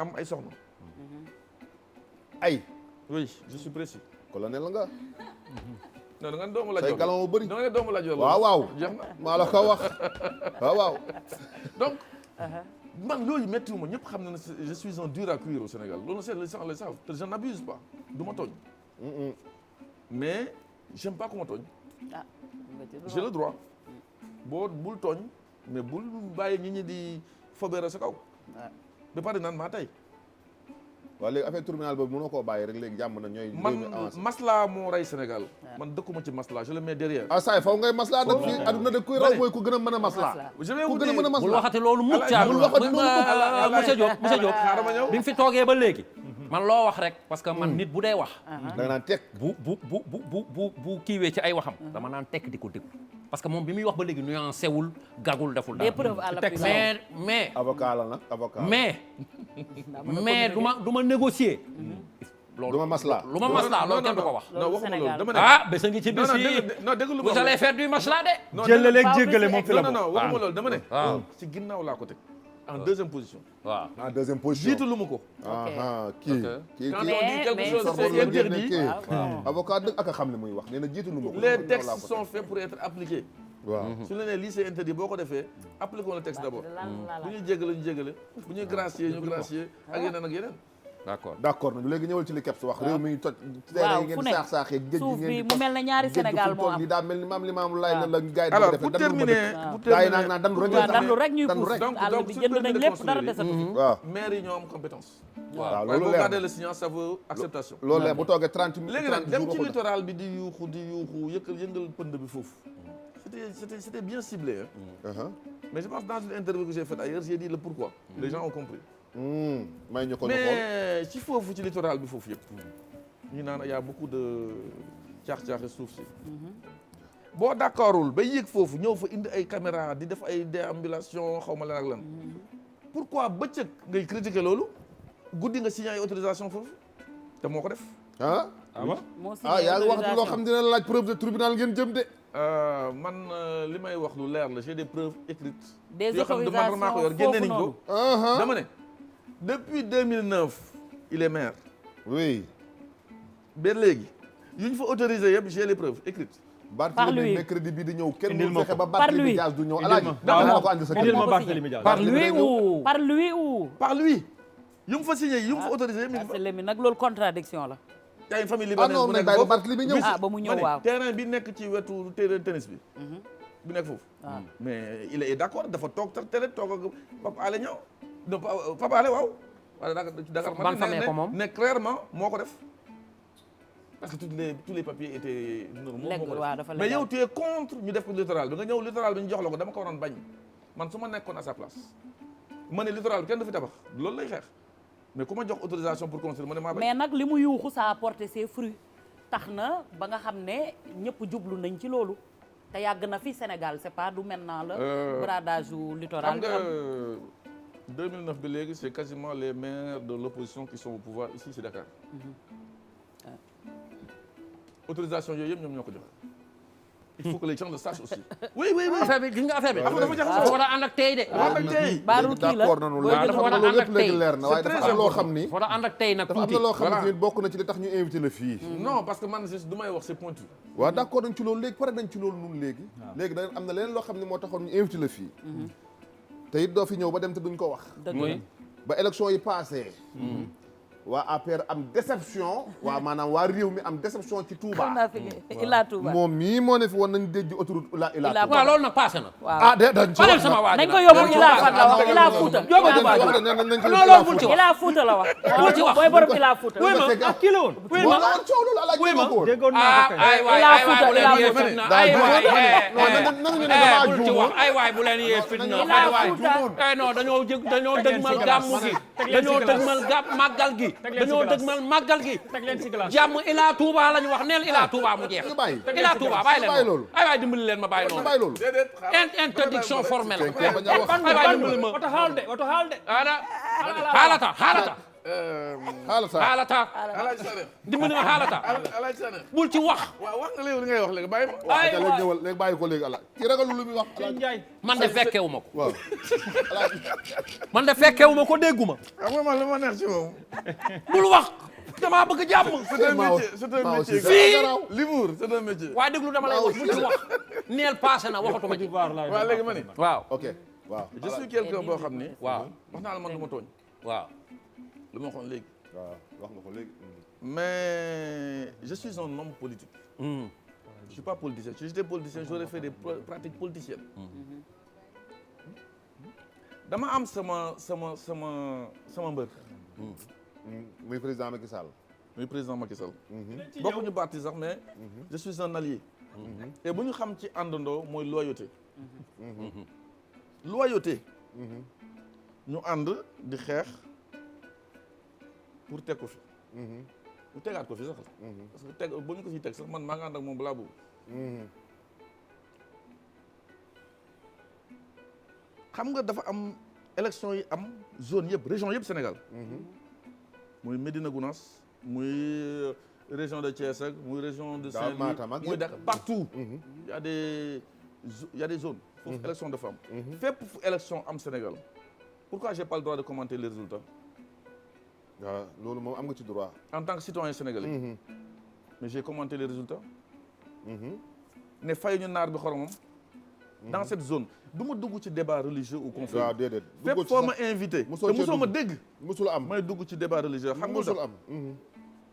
du ma leen jox ay exemple comme ça en vrac dama leen jox exemple pointu. man sama soxna sama aawa. murid la ci yaay murid la ci papa. du ma dugg ci débat religieux. mosul ma ko dégg kay. du ma ko def boo ma ci wooyee du ma fi toog. ku nekk na gëm lu mu gëm. on avance yàlla décidé. on avance. jeex na c'est ça cette commune volonté de vivre ensemble. mais am naa droit en tant que citoyen fépp fu ñu organiser élection Sénégal ma wax ci li ma ci xalaat. waaw analyser résultat. faye ñu naar bi xoromam laa wax. dans cette zone mu naan Bawol. je dis je suis déçu parce que lu ma fa liggéey la plus haute autorité foofu dafa ne dénk naa la Sëñ Touba. Macky Sall dénk naa la Sëñ Touba li nga fi def kenn mosu ko fi def. ma demee nag sama mbër ñu daan ko ci dans ces conditions là. waaw nga wax ci loolu rek. mais ma ne neexuma ku koy nëbb fekkee waa APR mënuñu ko wax man je l'ai dit. wax nañ ko ci suuf sax waa APR. dama ne yow yaa ko wax ca kaw. li ngay wax ci kaw. waaw yow yaa ko wax ci kaw waaw. mais tey maa ëpp xarit Touba. wax na leen jaaxal parce que dëkk bi dama dafa am ñoo xam ni dañoo am lii. nit nga rek sax. am nañu lii waaye am nañu lii aussi mais dañu am na ñoo xam ne am nañu lii lu bëri. saa da ngaa xool géej. gis nga man je vous dis tooñu ma kenn je suis un homme politique j'analyserai les résultats bu ma ko waxoon Médina Gounass da nga dégg coow. ndax ba nga bokk. di naan oui fay ñu naar bi xoromam les résultats qui sont là-bas c'est décevant parce que je m'adressais aux électeurs. est-ce que dégg nga est-ce que dégg nga. mosu leen koo gañe. benn kilifa Touba autorisé man waxuma ñooy taalibe yooyu autorisé laa la wax. mu wax ci affaire wu zéro. la voix de Touba s'appelle Sëñ Bass Abdou Khadre que je salue au passage. ba mu xoolee ne man dama bëgg a wax ci affaire bi dafa seet guddi gi yëpp vidéo bi ñun interview la. mu xool vidéo ba gis ko. à l'entame de l'interview maa ngi naan journalistes yi c'était 4 ou 5. waxuma diine waxuma tarixa je parle de politique. daf ko gis rek ne. jarul wax. wax bi jeex na. voilà di nga ne kon mu ne président Macky Sall mooy mbërëm. waaw léegi man barki dem moo Ndiaye. waaw ñu dem Côte d'Ivoire. kee def. Alassane Ouattara am lu mu waxoon la waxeet ivoirien. waaw ñëwaat na foofu waaw. waaw léegi yow noo gisee loolu ba nga déggee loolu déclaration. ak yow doo wax ci bu Sénégal bii sax. boobu laay ñëw dama koy naan taas lay def. par étape waaw naan taas laa koy def. ak Guinée tamit. waaw ba nga ne télé bi teel Alassane Ouattara ne troisième mandat. doo ko wax waaw. moo tax man boo ñu mën ne tout à l'heure laa ko yëg ñu ne ma il faut que dem seeti gars yi ma ne ko mais avec plaisir. waaw da nga ma moytul ci nekk à gauche ba rek daa fa dem. non sa xarit la. tey daal neex di la déglu. je pense que waxtaan bi am na solo. waaw li mu doon ragal léegi amul. waaw wax ji leer parce na. que Sénégal ni ñuy waxante dëgg. bul saaga bul tooñ bul wax lu ñaaw mais waxul dëgg. non waxuma la ko woon pour dara c'était juste man. non xam man naa boo nekkoon sa place. que buñ ma ci laajee dama naan non loolu passé na bëggul ma ci wax nangam. am na ñoo xam ne jusqu'à présent. wax ci lu garaaw ils ne savent pas. waaw waaw. mais c'est des kilifa xam nañu. wallaahi. donc leeral dafa am solo. dina tax ñu bëri gën ba bàyyi tey mer gi. waaw alaaji nga ni. waaw zërëcee man maa ngi zërëcee man. waaw yow nga ne da ngay nandite. loo bëgg a nandite. waaw ba nga ne teel Alassane Ouattara ne troisième waxal ci mandat. Alassane Ouattara kese nag. waaw doog a c'est ñëw réaction la étape par étape la. Alassane Ouattara taxuñu.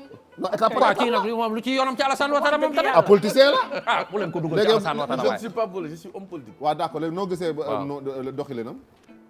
alors Côte d'Ivoire pays boo xam ne la ñu ngi jógee ci ay difficultés. du dëgg guerre civile bu fa am ak coow lu bëri mais également ba apaisé wu ba croissance bi commencé waat dem. loolu xam nañ ko. stabilité bu mu xam parce que am naa famille foofu aussi en Côte d'Ivoire. voilà il y a des choses qui sont passées le président nu mu encore ivoirien. dellu si waat na si décision am. moom ngay wax waxet. il y a eu selon lui je pèse mes mots selon lui des raisons nee na trouvé wul kenn Sénégal Côte d'Ivoire pour pouvoir. yee waay ndaw Samba non je damay dem directement. waaw li mu wax quoi. dans li mu wax. ba premier ministre bi nga xam ne moom la tegoon foofu peut-être pour que mu remplacer pour mu mën a jël relais bi. la nouvelle génération. moo génn àdduna. mu génn àdduna dans des conditions yoo xam ne bett na ñëpp. ñaan ni ko yàlla ñu ngi jaale ñëpp foofu. foofu la teg argument am nee na dafay dellu si. pour sauver le pays. Dommage kooku les Ivoiriens apprécieront. c'est très important. Les Ivoiriens apprécient, est-ce que ce critère ne tient pas, est constitutionnel ou pas? Loolu c'est important. c'est très clair alaaji nga ne sa étape foo jàll léegi. ginnaaw noonu la ko gisee may naa leen loolu man fu ma gisee mooy man. jël naa leen waaw yow tey jii loolu da ngay dem Guinée. am nga yaakaar ne suñu kilifa réew mi nga xam ne mooy sa mbër.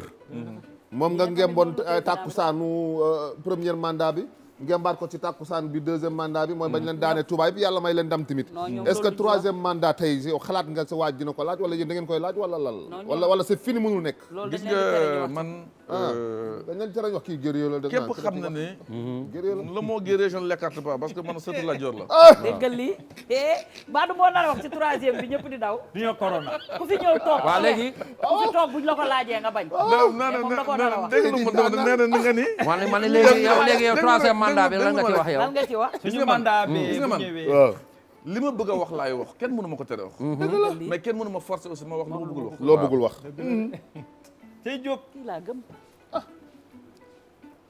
Le président Macky Sall pour parler du Sénégal 2019 bi li ñu ko jox deuxième mandat renouveler son premier mandat boobu ñu ko joxee tey ça fait defaguñ 2 ans si je me trompe pas. ñu ngi 1 an amagul 2 ans waaw 9 mois si je me trompe pas. Première raison man on m'a posé plusieurs fois la question. Je me rappelle même première fois may wax ci loolu. C'était toujours dans votre groupe. man fii rek groupe bi la. waaw je me souviens très bien et c'était à la rajo fii laa nekkoon. ba ma ñëwee sa yenn confrère dañ ma ne cey bëgguñu nga am problème ma ne ko waxal poser sa question. C'est pas à 1 an 2 ans mu dese ñu 3 ans encore. Eh oui dese 3 ans et quelques encore. li ñu ñëw poser une campagne électorale permanente. lu jot yomb. non mais kon loolu day wane ne troisième mandat mu seen xel. yéen da ngeen a war a wax catégoriquement non. catégoriquement non. xam nga bu fekkee y a un point d'interrogation. mais loolu est-ce que mën nañ cee xam dara léegi. xam nga tax ma wax la loolu. waaw. est-ce que dégg ngeen président Macky Sall nee na il est candidat. non dégguñu ko. xaaral ba mu wax ko.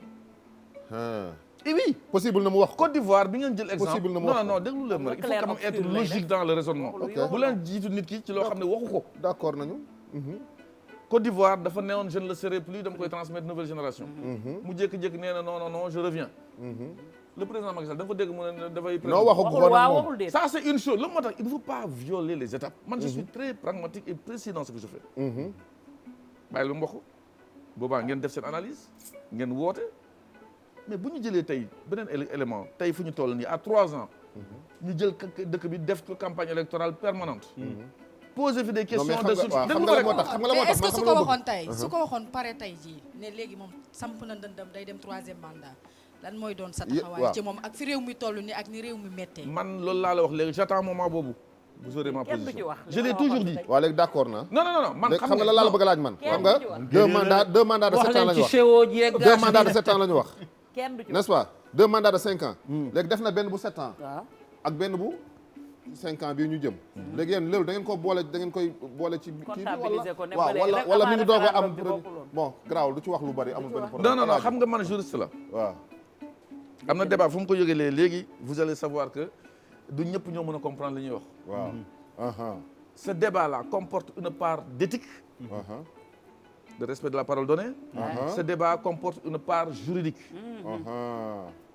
voilà doom ñëw juridique bi mooy seen 5 ans ak 7 ans mooy problème bi. waaw xam naa loolu. dégg nga lu ma wax mais gis nga man am na droit là. nekkuma fii di caaxaan. je vous dis. ñii dañuy langaamu ci éthique bi ñii langaamu ci juridique. mais su boobaa moment jotee. da nga xam ne maître Diop quelle est sa position. inchallah ndoxu Sewo. cey Diop. Sewo day defe naa ne fu ñu toll nii Sewo ngi bëgg a toj adduna bi ak Sénégal. Sénégal gépp ndoxu Sewo la ñuy naan moom la ñëpp jël. parce que nag ñi doon nelaw yeewu nanu. dëgg neexul daa manqué si dëkk bi. ndox dafa manqué def fu ñu toll nii gars yi defaraat leen lu bëree bëri de yéen a ñu ko tàmmal ba pare bu leen ko bàyyi. moom Sewo. ndox mi oyof na. ndox mi sell na. ndox mi neex na. léger na. ba pare ñu dem ci place bi nga xam ne fa la ndox dàqee ci Sénégal. ñu sam fa usine ba. di ko defar. ba pare ay doomu réew mi ñoo ko moom. ay doomu réew mi ñoo fay liggéey ñu ngi jàppale président de la république ndax ñu ngi créer ay emploi étranger liggéeyu fa étranger moomu ko doomu réew mee ko moom doomu réew maa fay liggéey kii mooy ndoxu séwoo yomb na te am na yëpp nag bii am na bu gën a ndaw bii am na bu gën a mag bii am na yu ponkal yaa ngi nele ah te dafa rafet sax moom séwoo alaaji nga ne Touba Gaz aka ñu fay yàgg te gore ñëwal aka ñoo am jom ñii man daal li ma ci mën a wax mooy du taal kër mukk du xamal ceeb mukk aaw ba ñaareel dee ko toog ñaareel Diop yaa ngi ree ñaareel bu bañ ñetteel dee ko toog xam naa daal nee na benn jabaram bi murid la waaw Touba Gaz lay toggee xam te li ma jaaxal màggal gaa ngi ñëw aka ñoo mën Touba ñii waaw te li saa wax rek dañ leen a certifié ISO norme ya gaz di demee ci dëkk ba bitim réew Allemagne Italie Espagne noonu lay dox ak Costa Rica ak Buenos Aires waaw fu mu neex est-ce que yooyu ñoo gën yi adduna bi ñu may certifié yee gën yooyu loolu moo tax ma ne il faut ñu gëm suñu bopp yéegën international lépp fii la mooy Touba Gaz te doomu réew mee ciy liggéey doomu réew mee ko moom ay doomu réew mee ciy liggéey mooy CO bi ay doomu réew mee ko moom doomu réew mee koy liggéey loolu moo ëpp importance di gërëm nag ki nga xam ne nag mooy Ousmane waaw lébu bi nga xam ne moo dàq defar gâteau ci Sénégal wallaay Ousmane mii nga xam ne daa dem ba Cap Vert jëlee fa ndam Ousmane mi nga xam ne Abdou Diouf nee na ko jërëjëf say gâteau neex na waaw Habib Diouf nee na ko jërëjëf say gâteau neex na madame Elisabeth Diouf ne ko jërëjëf Ousmane teel naa gâteau Ousmane waxtaan ak waa Ngondal mayuñu nag waaw mayul ñu de lu tax dañuy jënd waaw dañuy jënd gâteau yëpp dañ ko jënd comme bi ma doon wax léegi kenn mayu leen dañoo jënd pour la première fois waaw kenn mayuñu dañoo jënd waaye Ousmane daal li ma wóor ba wóor mooy kuy jënd Ousmane war nañoo may nag kuy jënd gâteau mbaa ngay commandé gâteau demal ci Ousmane petit pizza mini four lépp waaw numéro Ousmane Soumboulou numéro Ousmane yow kay laa koy laaj waaye chaque émission ma joxe numéro Ousmane dem leen si ngoonal bee passé rek ngeen chaque déglu émission ma joxe numéro Ousmane waaw ak ka ca def mooy suñu xarit bi nga xam ni nag moom mooy doomu suñu Abdou Karim muy Awa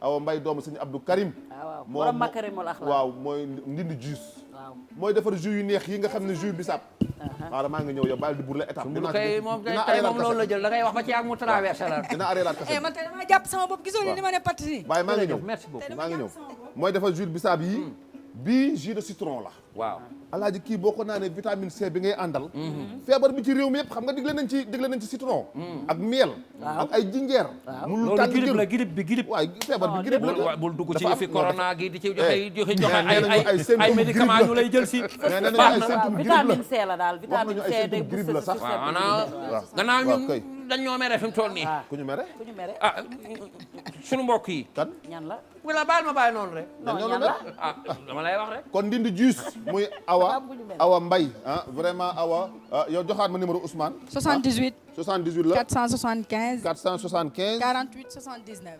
475 48 79 475 48 79 numéro Awa nag mooy 77 waaw 975 waaw 84 66 975 84 66 joxal ñu numéro yi waaw lii ngeen def lii ñu leen di defal ni nag ay milliards ngeen a war a fay parce que man wax naa mar waaye Awa Mbaye sumu seem bi jar na ko nag neex na waaw neex na waaw am na boo xam ne day jël fruit yëpp def ko ci machine bi rek na tër jox la ko nga naan waaw mooy tout sa lépp yëngu ñu ngi ci catu émission bi nag xanaa ñu jox la rek avant ñuy tàggoo wala ñun ñu tàggoo pare jox la yow nga tëjal ñu alaaji tey ku la sansal tey man nag xam nga temps yi dama jël ay chemise d'été rek laay sol bu ma jëlee chemise bi sol ko boole ko jean wala beneen pantalon da nga fashion léegi nag sama aide de camp mooy Malick Gueye sama doomu baay Malick Gueye da nga bëri ay aide de camp yow waaw gisoo moo may defal chemise yi nga xam ne boo la neexee nga boole koog jean wala nga boole koog tubay waaw mi ngi nii mooy Malick Gueye Ndioro waaw Malick Gueye Ndioro numéro de téléphone am 77 577 39 50 moom Malick Gueye waaw 577 39 50 ma nga Colobane Malick Gueye borom Parcelles Assainies sa bopp bi tey xanaa jaaroo ci makan tey ay waay bàyyi leen ma waay ay waay man nag tey moom maa santal sama bopp tey du bàyyi Modou tey du Go Dakar Fashion dem dikk la ko xoose du Go Fashion du Bonavita du kenn tey maa santal sama bopp maa am envie rek santal sama bopp santal sama bopp rafet Dakar dem dikk nga ko xoosee Dakar dem dikk laa lan nga xoosee sa ndel bi sali bi Dakar dem dikk de aw kay nga fa nga ko xoos man nag leer na nañ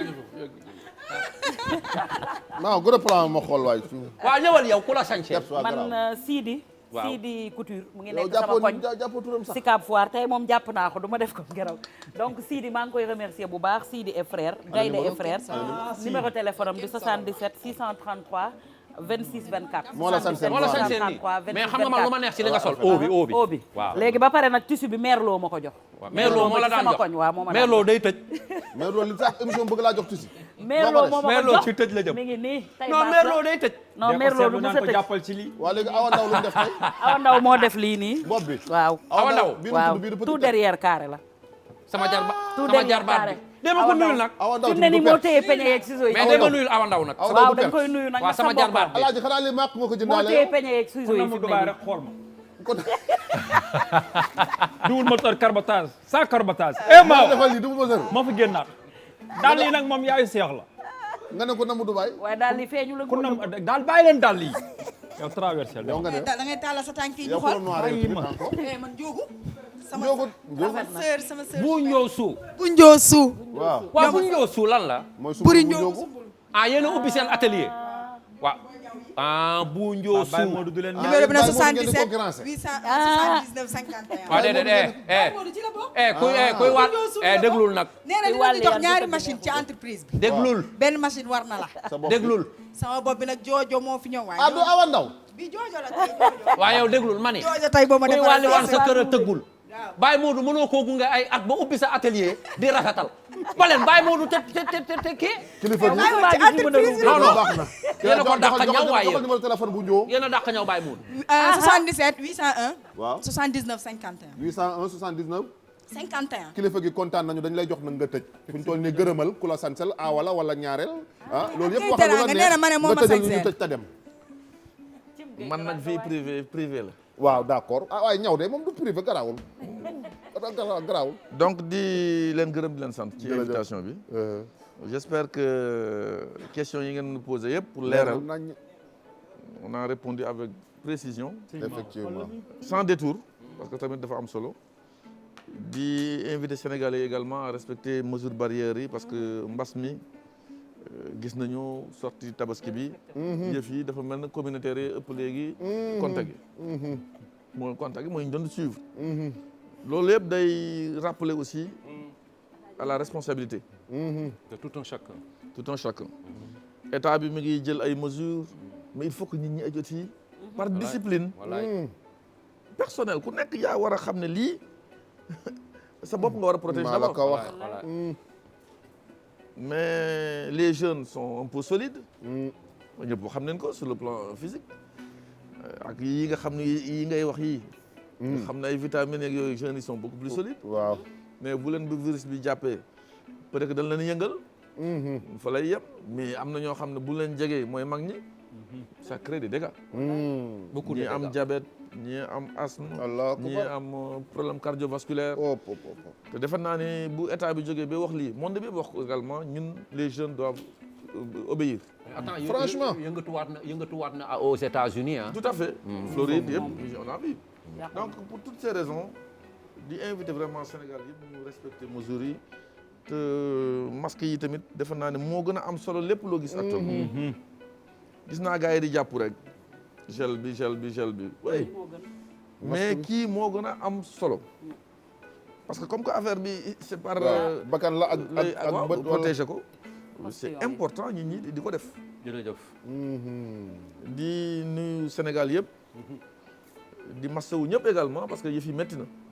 métti na pour tout le monde. tabaski bi moom xaw ma kan mais man ñam naa bu baax. wallaahi ñëpp a ñam. ñam nga bu baax. wallaahi ñëpp. ndeysaan. parce que y a des difficultés partout. di nuyu également la communauté de Dakar Dem Dikk. waaw parce que juróom benn at a ngi nii. nga ànd ak ñoom. ma ànd ak ñoom. ndeysaan. depuis 2014 confiance au président de la République. may def lu mu mën tout n'est pas rose. ci li ma fa def je le reconnais parce que mënoon nañ def mieux. mais xam nañ fi ñu ko jëlee ak fu ñu egg aujourd'hui loolu am na solo te ça n'a pas été facile également avec les syndicalistes. dinañ jàppal Moussa bàyyil ci. wallaay day waaw mais boo ko tegee ci dëgg rek. on finit toujours par trouver. dëgg fu mu nekk ñëpp voilà c'est important. macha allah. mais nag gestion du affaire xol. affaire bopp la. di nga jël ay décisions ñu contre non je me rappelle une fois ci koo xam ne syndicaliste mag la Dakar Dem Dikk quand j'ai pris certaines mesures dafa ñëw ne non loolu c'est pas le rôle de la société état bi mooy ko ma ne ko ku dul tukku du xam fu dëkk neexee. combien de fois nga génn Sénégal ba xam lu xew feneen pour nga mën mixer seet lu baax indi ko am na solo. waaw am na solo. bul jël yëpp mais lu baax. lu baax la jël ko andi. munuma benn yoon laa génn te 2 jours laa def Paris de ma vie ma ne ko yow waxuma ak yow. mais oui ils vous auraient bloqué ba pare 6 ans après ren j'ai fait 6 ans le 23 juillet boo échoué wala avancé woo parce que ñoo la fa tardel te xamuñu woon ñoo lay naan kii amul bilan. moo tax nee nga gestion du lii. du xol. il faut que nit ñi xam ko. il faut être catégorique. ça n'a pas été facile te gérer des transporteurs c'est pas facile au Sénégal. mais yàlla def na. yokkute am na fa. dëgg la. tout n'est pas rose. te salariés aujourd'hui ñu ngi sant yàlla. parce que tamit quel que puisse être degré bu ñu eggagum on a formalisé yenn pratique yi tey Dakar Dem Dikk mënoo gis mu génn benn oto boo xam ne amul vitre. wala muy daw nga gis moteur bi ci biti muy tourné. tranquille. wala pare-brise bi xam nga. jaar na wallaay. boo gisee sax mu tilim day pekk par exemple suñu portique automatique mu panne. ñu nekk ci période de pluie. il faut mu génn. bu ñu defee 200 tey suba dañu war a def 200 un bus. toujours mieux. ci au jour le jour c'est pas au mois. c'est pas à l'année. super ku toog ci arrêt bi pendant certain temps gisul bus. bu ñu génneewul bopp bus bi dinaan dem dégg ci journal bi bopp Moussa Diop la ñuy génne. wallaay dëgg la. dafa métti. sant yàlla. mais sant yàlla. di encourager également vraiment travailleurs ñu jàpp ci li ñu am. parce que liggéey aujourd'hui mënuma wax ne doom bu góor la parce que par respect. mais di di c'est très précieux. les gens demandent pour liggéey ñu am ko nekk société boo xam ne aujourd'hui non nekk société boo xam ne aujourd'hui quels que puissent être les problèmes. mais ñu ngi tenir. ñu ngi jàpp da bàyyi wuñu. daana yokk muy taw muy dënu muy neige amagul. certes mais guddeeg bëccëg amul samedi amul dimanche. ndeysaan. Dakar Dem Dikk tourne. 23h la ñuy peut-être ngay gëj a gis service spécial 5h du matin gisaat nga. des na la 15 secondes yoo gërëmee président de la République bu la ca teg 15 secondes. bon vous savez. après ñu tëj nag. mais président de la République xam na ni sama gërëm ak moom. waaw ci xol la jarul ma koy wax. kenn du gërëm sa bopp yaa moom xam na ma. su ma xamul woon du ma def 1 an Dem Dikk. cey bàyyi Amadou. kon nag alhamdulilah rabil alamin. wax ji bëri jërëjëf kilifa gi. waxtaan bi neex na leer na. jërëjëf équipe technique bi nga xam ne tamit ñooñu gunge. ñoom Mbisaan mi nga xam ne moo nekk ci milieu terrain bi di centré. Maawo mi nga xam ne moo nga nekk fële. Pape Silla ñoom Maawo ñoom Pape Silla ñoom of ñoom of kan mooy Olmondio. kon équipe bi mooy équipe. Pape Fall yow da ngaa ñëwaat ci télé bi yow Pape Fall yow. Pape Fall dafay mës a jóg. Pape Fall d'accord na Pape Silla tey toj na télé. non Pape Silla tey c'est son non xanaa ko moo Sénégal Pape Silla moo ci mën si son Pape Silla Sénégal ci dàq moo ci dàq non il est le meilleur il est le meilleur kon jërë ngeen jëf Alaaji Sa waaw kon waaw fàttewuma sama sëriñ sël ci ginnaaw pardon moom dégguñu ko waaw muy wax waaw waaye la muy gunge da lay inspiré yaram daw na wàcc fa yaxi kon jeex na jërë ngeen jëf